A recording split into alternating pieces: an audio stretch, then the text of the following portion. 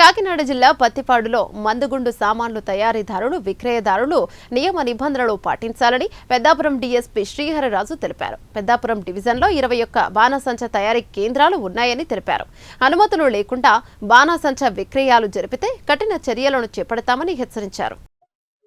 కాకినాడ జిల్లాలో జిల్లా కలెక్టర్ గారు శ్రీ షణ్మోహన్ గారు, అలాగే జిల్లా ఎస్పీ గారు శ్రీ జి బిందుమాధవ్ గారు అయితే ఈ మధ్యకాలంలో జరిగిన సంఘటన దృష్ట్యా ఈ మ్యానుఫ్యాక్చరింగ్ ఏవైతే ఉన్నాయో ఫైర్ క్రాకర్స్ వాటన్నింటినీ కూడా తాత్కాలికంగా ఆఫ్ చేయడం జరిగింది.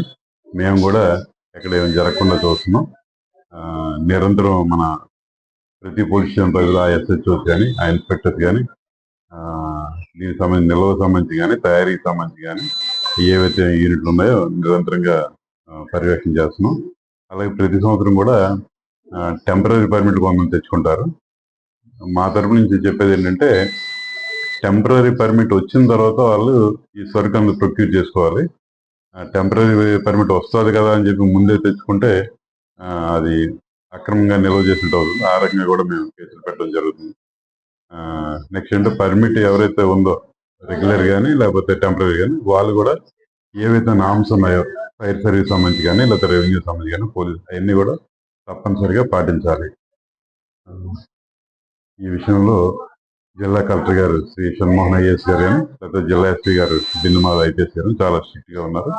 మేము కూడా ప్రజలకు కానీ లేకపోతే వర్తకులు ఎవరైతే ఉన్నారో వారందరూ కూడా ఇదే విషయాన్ని పత్రికలో పెద్దాపురం సబ్ డివిజన్ సంబంధించి 21 ఉన్నాయండి. మ్యాక్సిమం అన్ని కూడా ఎక్కువగా సామర్లకోట ఏరియాలో ఉన్నాయి.